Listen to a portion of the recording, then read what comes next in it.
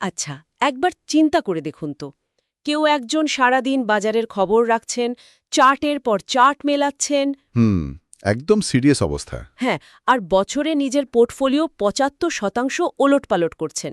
কিন্তু দিন শেষে তিনি রিটার্ন পাচ্ছেন মাত্র ১১.৪%। আর অন্যদিকে কেউ একজন হয়তো কিছুই করছেন না। ঠিক তাই, তিনি বাজারের দিকে ফিরেও তাকাচ্ছেন না, চুপচাপ বসে আছেন, আর তার রিটার্ন ১৭.৯%। মানে কোনো কাজ না করে তিনি এত বড় ব্যবধানে জিতে যাচ্ছেন কিভাবে? এই ডেটাগুলো আসলেই চোখ কপালে তোলার মতো। আমাদের কাছে থাকা ওই বার্কলি হাউস ফ্যাকাল্টি স্টাডিটা কিন্তু আর্থিক দুনিয়ার একটা অনেক বড় মিথ ভেঙে দেয়। রাইট। আমরা তো সাধারণত ভাবি যে বেশি খাটনি মানেই বেশি লাভ, কিন্তু শেয়ার বাজারের ব্যাপারটা উল্টো। আজকের এই পর্যালোচনায় আমাদের মূল লক্ষ্য হল এই দুটো আলাদা জগৎ, ট্রেডিং আর ইনভেস্টিংয়ের ভেতরের মেকানিজমগুলো খুলে দেখা। মানে ট্রেডিং আর ইনভেস্টিংয়ের মেকানিজমটাই আলাদা। অনেকেই তো দুটোকে এক করে ফেলেন, কিন্তু ট্রেডিং তো হলো স্প্রিন্ট বা ১০০ মিটার দৌড়, আর ইনভেস্টিং হলো ম্যারাথন। একদম। ট্রেডাররা চান কয়েক মিনিট বা ঘন্টার মধ্যে লাভ করতে, আর ইনভেস্টররা হয়তো দশক পার করে দেন। কিন্তু আমার প্রশ্ন হল, একজন স্প্রিন্টার তো আর ম্যারাথন দৌড়াতে পারে না। ট্রেডাররা তো লিভারেজ বা ধার করা টাকার ওপর খুব নির্ভর করেন। হ্যাঁ, কারণ তাদের ছোট পরিবর্তনে বড় লাভ দরকার। কিন্তু লিভারেজকে এত ভয় পাওয়ার কি আছে? এটা তো জাস্ট একটা গাণিতিক গুণিতক বা মাল্টিপ্লায়ার, তাই না? লিভারেজকে শুধু একটা গুণিতক ভাবাটাই সবচেয়ে বড় ভুল। কারণ বাজার তো আর সবসময় সরল রেখায় চলে না। আচ্ছা। ধরুন, লিভারেজ একটা অ্যাসিমেট্রিক রিস্ক বা একতরফা ঝুঁকি তৈরি করে।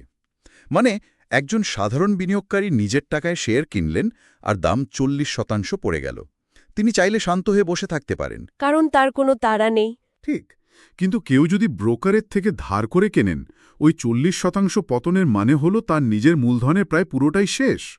ব্রোকার তখন ধারের টাকা বাঁচাতে মার্জিন কল করে তার শেয়ার ফোর্স সেল করে দেবে। ও আচ্ছা, মানে বাজার ঘুরে দাঁড়ানোর আগেই তিনি গেম থেকে আউট। একদম। লিভারেজ আসলে আপনার সময়ের স্বাধীনতা কেড়ে নেয়, ধৈর্য ধরার ক্ষমতাটাই ধ্বংস করে দেয়। তার মানে আসল খেলাটা শুধু দামের নয়, টিকে থাকার। আর এই বাজারকে বোঝার জন্য দুটো দল তো সম্পূর্ণ আলাদা দুটো লেন্স বা চশমা ব্যবহার করে, ফান্ডামেন্টাল আর টেকনিক্যাল অ্যানালাইসিস। হ্যাঁ, দুটো সম্পূর্ণ আলাদা পদ্ধতি।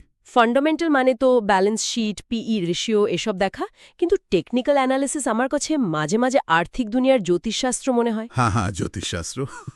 মানে শুধু চার্টের সাপোর্ট আর রেজিস্ট্যান্স দেখে সব বলে দেওয়া যায়। সবাই যদি বিশ্বাস করে সাপোর্ট লাইনে কিনবে, তবে তো সেটা এমনিতেই সাপোর্ট হয়ে যাবে। এটা কি একটা সেলফ ফুলফিলিং প্রফেসি না? জ্যোতিষশাস্ত্র বলতে একটু রুড হয়ে যায়, তবে সেলফ ফুলফিলিং প্রফেসি যুক্তিটা আংশিক সত্য। টেকনিক্যাল অ্যানালাইসিসের মূল ভিত্তি হল এফিশিয়েন্ট মার্কেট হাইপোথেসিসের একটা ব্যবহারিক রূপ।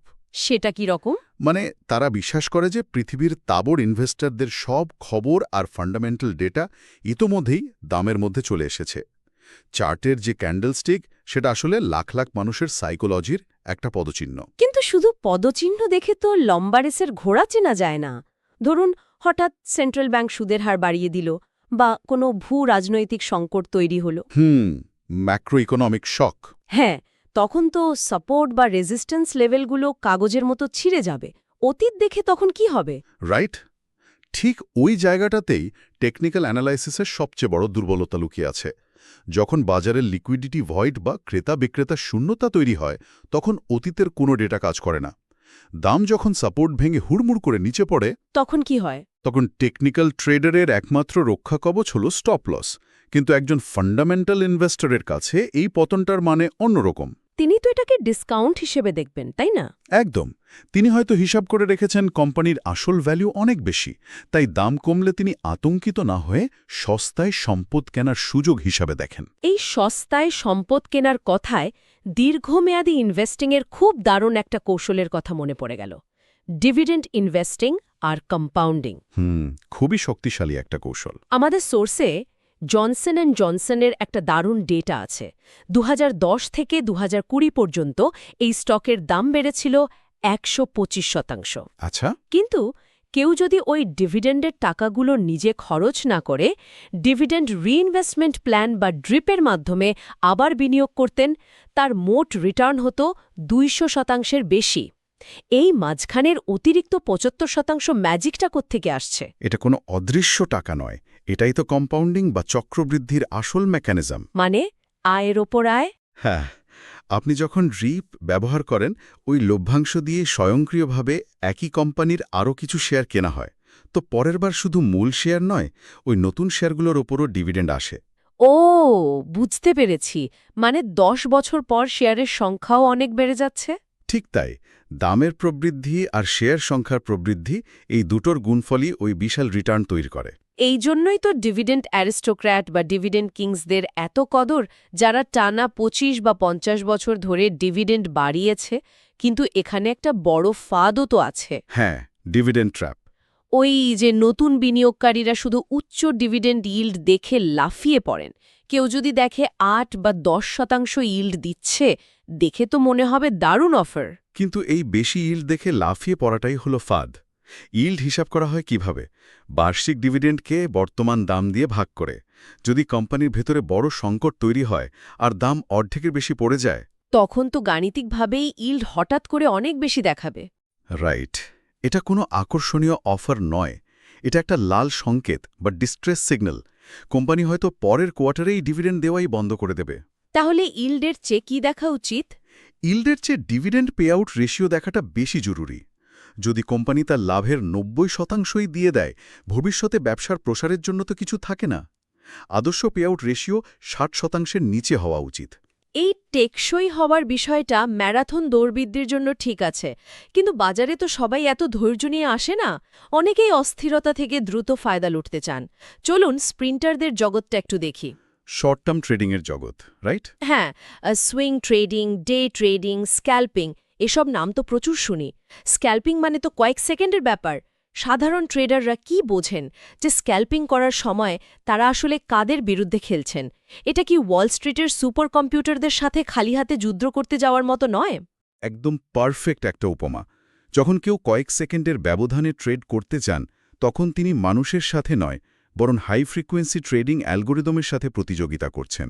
যারা মাইক্রো সেকেন্ডে কাজ করে। হ্যাঁ, একজন মানুষ স্ক্রিনে দাম দেখে মাউস ক্লিক করার আগেই প্রাতিষ্ঠানিক অ্যালগোরিদম সেই শেয়ার কিনে ১ পয়সা লাভে আবার সাধারণ ট্রেডারদের কাছেই বিক্রি করে দেয়। সাধারণ ট্রেডারকে এখানে সবসময় স্প্রেড বা কেনাবেচার দামের পার্থক্যের মাসুল গুনতে হয়। তাহলে সুইং ট্রেডিং কি একটু আলাদা?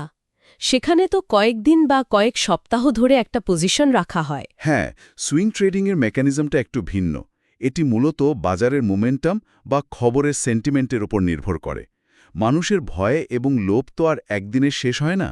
মানে খবরের রেশটা কয়েকদিন থাকে।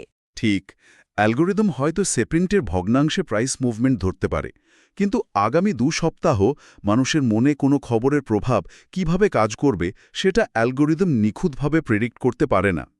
সুইং ট্রেডাররা মূলত মানুষের এই মনস্তাত্ত্বিক ঢেউয়ের ওপরই সার্ফিং করেন। মনস্তত্ত্বের কথা যখন উঠলই, তখন আমাদের আলোচনার সবচেয়ে গভীর অংশে যাওয়া যাক। ওই যে শুরুতে বার্কলে হাস ফ্যাকাল্টি স্টাডিটার কথা বলছিলাম, ৬৬,০০০-এরও বেশি অ্যাকাউন্ট বিশ্লেষণ করে দেখা গেছে ট্রেডিং সম্পদের জন্য ক্ষতিকর। কেন মানুষ নিজের ক্ষতি জেনেও বারবার ট্রেড করতে চায়? এর পিছনে মানুষের মস্তিষ্কের কিছু অন্তর্নিহিত বাগ বা ত্রুটি কাজ করে। প্রথমটি হল ওভার কনফিডেন্স। মানুষ স্বভাবতই মনে করে সে গড়ের চেয়ে বেশি বুদ্ধিমান, কিন্তু ট্রেডিংয়ে এটা ভয়ঙ্কর। এর সাথে যুক্ত হয় ইলিউশন অফ কন্ট্রোল বা নিয়ন্ত্রণের মোহ। মানে ওই যে চার্টে ৮-১০টা ইন্ডিকেটর বসিয়ে ভাবে বাজার হাতের মুঠোয়। একদম। বোলিঞ্জার ব্যান্ডস, আরএসআই, ফিবোনাচি, এগুলো দেখে মনে হয় বাজার সে নিয়ন্ত্রণ করছে। কিন্তু এগুলো তো শুধু অতীতের ডেটা দেখাচ্ছে। অতিরিক্ত ডেটা অনেক সময় সঠিক সিদ্ধান্তের চেয়ে বরং মিথ্যা আত্মবিশ্বাসের জন্ম দেয়। এই মিথ্যে আত্মবিশ্বাসের সবচেয়ে বড় প্রমাণ তো গ্যাম্বলার্স ফ্যালাসি বা জুয়ারির ভ্রান্তি। মানুষের মস্তিষ্ক প্যাটার্ন খুঁজতে এতটাই মরিয়া যে স্বাধীন ঘটনাগুলোর মধ্যেও সম্পর্ক খোঁজে। রাইট। ধরুন কয়েন টস করা হচ্ছে, টানা ৬ বার হ্যাট পড়ার পর যে কোনো মানুষের ইনটুইশন বলবে এবার তো টেল পড়বেই। আর এই বিশ্বাস থেকে একজন ট্রেডার হয়তো সব মূলধন বাজি রেখে বসেন। কিন্তু পরিসংখ্যানের মেকানিজম তো সেটা বলে না। প্রতিবার টস করার সময়ই তো হেড বা টেল পড়া সম্ভবই না 50-50। আগের ৬ বারের উপর সপ্তমবারের ফলাফল নির্ভর করে না। বাজারও ঠিক একইভাবে কাজ করে। টানা ৫ দিন দাম পড়ার মানে এই নয় যে ষষ্ঠ দিনে দাম বাড়বেই। তাহলে এই মনস্তাত্ত্বিক ফাঁদ থেকে বাঁচার উপায় কি? মনস্তত্ত্ব সরিয়ে গণিতের উপর নির্ভর করতে হবে। আবেগকে সরিয়ে সিস্টেমকে সিদ্ধান্ত নিতে দিতে হবে। সোর্সে একটি খুব জরুরি কনসেপ্টের কথা বলা হয়েছে, কেলিস ক্রাইটেরিয়ন। এটা আবার কি? গণিত কিভাবে আবেগকে নিয়ন্ত্রণ করতে পারে? কেলিস ক্রাইটেরিয়ন মূলত একটা ব্যাংকরোল ম্যানেজমেন্ট বা মূলধন ব্যবস্থাপনার ফর্মুলা। এটি অতীতের জেতার হার আর বর্তমান ট্রেডের ঝুঁকি মুনাফার অনুপাতের ওপর ভিত্তি করে বলে দেয় যে ঠিক কত শতাংশ মূলধন পরবর্তী ট্রেডে খাটানো উচিত। মানে আবেগের বশে সব টাকা ঢেলে দেওয়া যাবে না? ঠিক। ফর্মুলা যদি হিসাব করে দেখায় যে আপনার মোট মূলধনের মাত্র 2% ঝুঁকি নেওয়া উচিত আর আপনি ইনটিউশনের উপর ভরসা করে 10% ঝুঁকি নেন, সেটা হবে গাণিতিক আত্মহত্যা। দারুণ পয়েন্ট। আর যারা ইনভেস্টিং করছেন, মানে যারা ম্যারাথন দৌড়াচ্ছেন, তাদের মনস্তত্ত্ব ঠিক রাখার উপায় কি? তারা তো আর প্রতিদিন কেলি ফর্মুলা নিয়ে বসবেন না। তাদের জন্য সবচেয়ে কার্যকরী মেকানিজম হল ডলার কস্ট অ্যাভারেজিং বা ডিসিএ। এর পেছনের যুক্তিটা খুব সহজ। বাজার কখন চূড়ায় আর কখন তলানিতে সেটা কেউ জানে না। তাই সব টাকা একবারে বিনিয়োগ না করে নির্দিষ্ট সময় পরপর, ধরুন প্রতি মাসের 1 তারিখে একই পরিমাণ টাকা বিনিয়োগ করা। আচ্ছা। এর ফলে যখন বাজারের অবস্থা খারাপ থাকে তখন ওই একই টাকায় বেশি শেয়ার কেনা যায়। একদম। আর বাজার যখন উপরে থাকে তখন কম শেয়ার কেনা হয়। দীর্ঘমেয়াদে প্রতিটি শেয়ার কেনার গড় খরচ অনেক কমে আসে। আর সবচেয়ে বড় কথা, মার্কেট টাইমিং করার যে প্রচণ্ড মানসিক চাপ, সেটা থেকে বিনিয়োগকারী পুরোপুরি মুক্তি পান। তার মানে আসল সমাধানটা হলো মার্কেটকে টাইমিং করার বৃথা চেষ্টা না করে নিজের পোর্টফোলিওকে এমন একটা মেকানিজমের মধ্যে ফেলে দেওয়া যেখানে আবেগ কাজই করতে পারবে না। হ্যাঁ, ঠিক তাই। আজকের এই গভীর পর্যালোচনায় আমরা দেখলাম যে ট্রেডিং এবং ইনভেস্টিং শুধু দুটো আলাদা শব্দ নয়, দুটো আলাদা জগৎ। ট্রেডিং যেখানে লিভারেজ আর টেকনিক্যাল চার্টের ওপর ভর করে স্প্রিন্ট দৌড়, সেখানে ইনভেস্টিং হল ধৈর্য আর চক্রবৃদ্ধির ম্যারাথন। এবং সবচেয়ে বড় শিক্ষণীয় বিষয় হল নিজের আর্থিক লক্ষ্য অনুযায়ী সঠিক পথটা বেছে নেওয়া। অ্যালগোরিদমের বিরুদ্ধে খালি হাতে নামার আগে বা ইলট্রাপে পা দেওয়ার আগে ভেতরের কলকবজাগুলো জানা থাকলে বড় বিপদ এড়ানো যায়। একেবারে। আমাদের সোর্স মেটেরিয়ালে খুব সুন্দর একটা কথা বলা হয়েছে, it's not about timing the market but about time in the market. অর্থাৎ বাজারকে টাইমিং করার চেয়ে বাজারে কত সময় দিচ্ছেন সেটাই আসল। কিন্তু সবশেষে ভাবার মতো একটা বিষয় রেখে যেতে চাই। আমরা দেখলাম বাজারের সবচেয়ে বড় ঝুঁকি লিভারেজ বা সাপোর্ট লেভেল ভেঙে যাওয়া নয়। সবচেয়ে বড় ঝুঁকি হল মানুষের নিজের মনস্তত্ত্ব, ওই ইলিউশন অফ কন্ট্রোল। তাহলে প্রশ্ন হল, টেকনিক্যাল চার্ট বা ফান্ডামেন্টাল ডেটা আয়ত্ত করার চেয়েও কি নিজের মনকে আয়ত্ত করা বেশি জরুরি নয়? বাজারকে জয় করার আগে কি নিজেকে জয় করাটা আর্থিক সাফল্যের আসল চাবিকাঠি? এই চিন্তার খোরাক দিয়েই আজকের মতো আমাদের আলোচনা শেষ করছি। ভালো থাকবেন।